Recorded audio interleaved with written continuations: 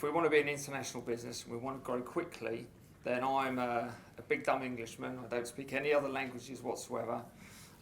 So for me to do that and me to operate effectively in I think, 160 countries or so, then I need to embrace diversity, and I need to speak a lot of different languages that I cannot do so.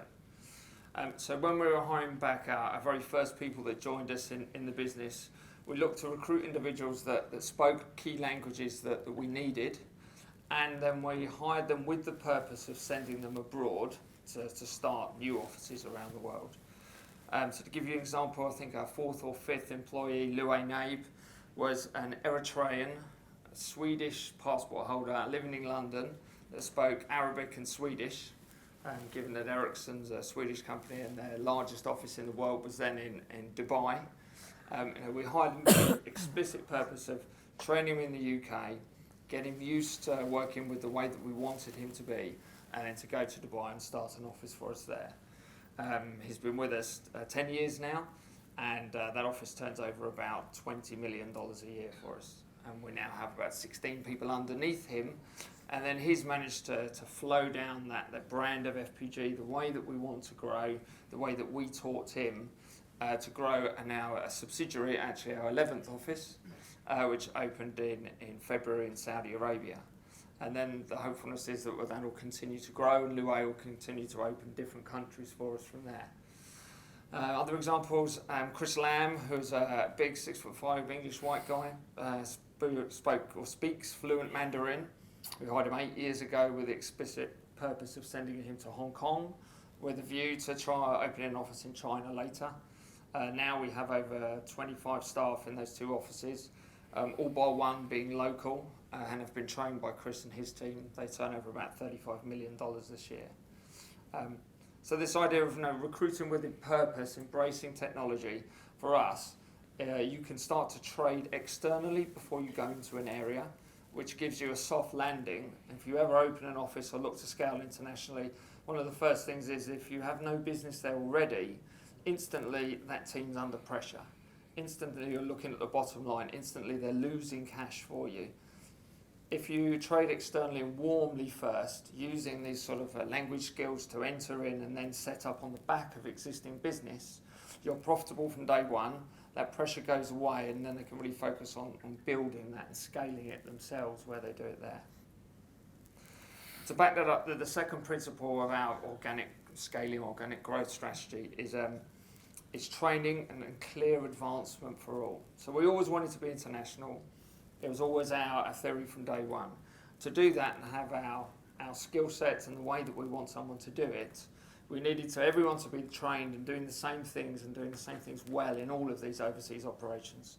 So we spend a lot of money on an online recruitment platform, so that anyone that joins the business can go through about 160 hours of training, including, unfortunately for them, videos of me, but videos of Alistair, videos of our key staff and our brand and how we've done it and the way that we want them to act. So that whether they're Chinese or South American or African, they all have that brand and that ethos comes through them. If they have that brand and that ethos, it's easier to mould them into what we want to do, the way we want to do it. And that will give you scalability faster, and it gives you less churn in your staff as well, because they're engaged in a bigger picture, not sitting in a small office in the back end of nowhere. The second one is we give everyone a clear advancement tracks within the business. We never look at the job they're doing now. It's always about where the next job is, where they can go abroad, where they'd like to work. Most of our jobs in the business have 8 layers of advancement that they're told on day one. So that whether, if they've reached the basic sales level or passed probation, they get a basic increase. And then there's 7 more basic increases after that based on their performance in that role. They get a different change of title with each increase. So they always have something to aim for and something to go for. That could be staying in the country they're in, that could be going overseas, or that could be advancing on the scales of 8. We don't try and force people into being managers. That's a classic error I've seen in lots of businesses, is that you make your best salesperson into a manager because that's the only way they can get more money. So we have a super sales route, which is 8 advancements, and we have a super management route, which is 8 advancements.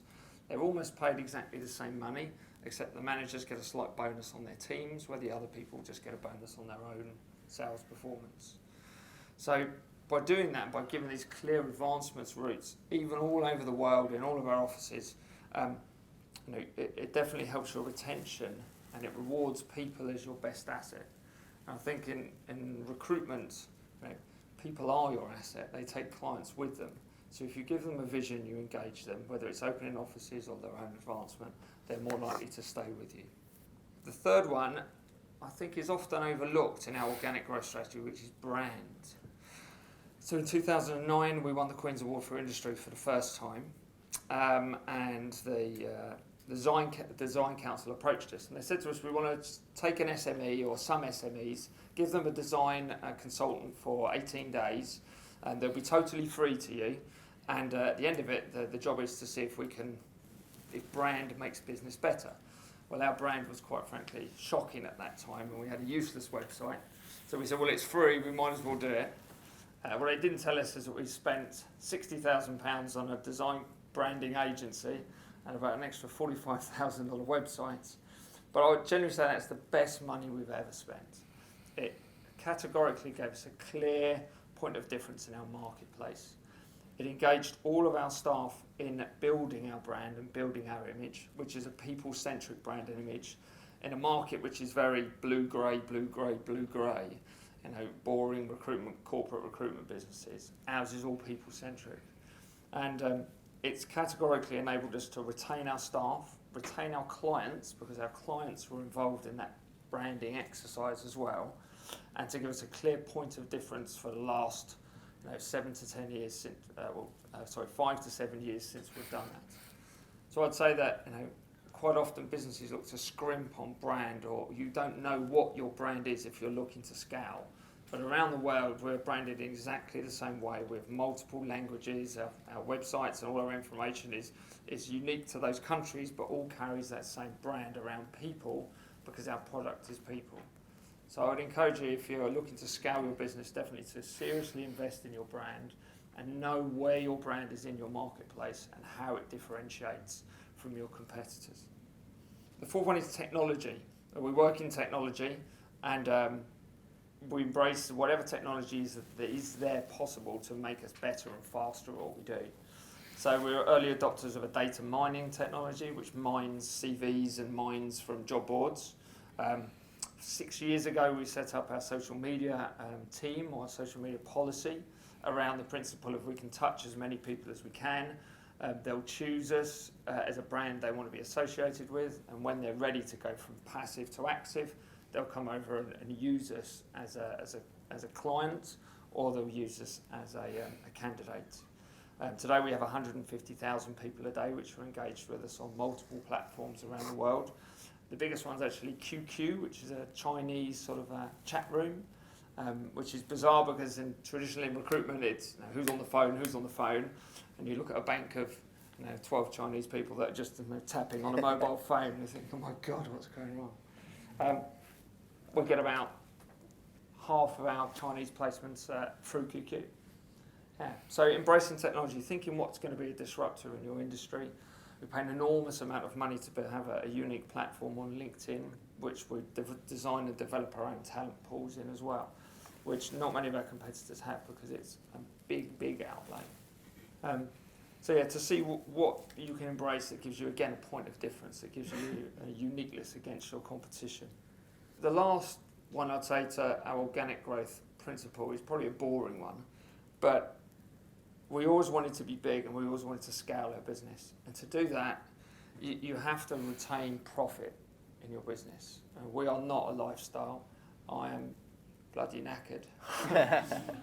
And we never were. I've been bloody knackered for 11 years or 12 years and more knackered since I had children. But we retained all of the profits in our business for the first 9.5, 10 years. We didn't take any money out whatsoever. We paid ourselves a salary and that was it. The only reason we've taken any dividends today, genuinely, is because we changed the way we paid ourselves away from salaries to make it more tax efficient. And I think if you really do want to grow your business, you have to look at that very carefully.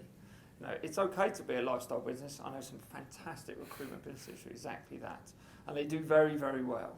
But banks will look at your retained profits, and they'll look that if you say you're going to do something, have you actually done it? And if you haven't, and you've taken the money out of it, they're not going to lend you. They're not going to back you. And if times go tough, they won't back you even quicker. They'll pull the money out. So I think, that's my advice. Lots of people I've spoken to in the past and say, well, how do you scale your business? The first one, unfortunately, is just being a bit boring. If you make money, keep it in there. Use that to invest. Involve your bank in that process. If you take it all out, you're going to seriously struggle.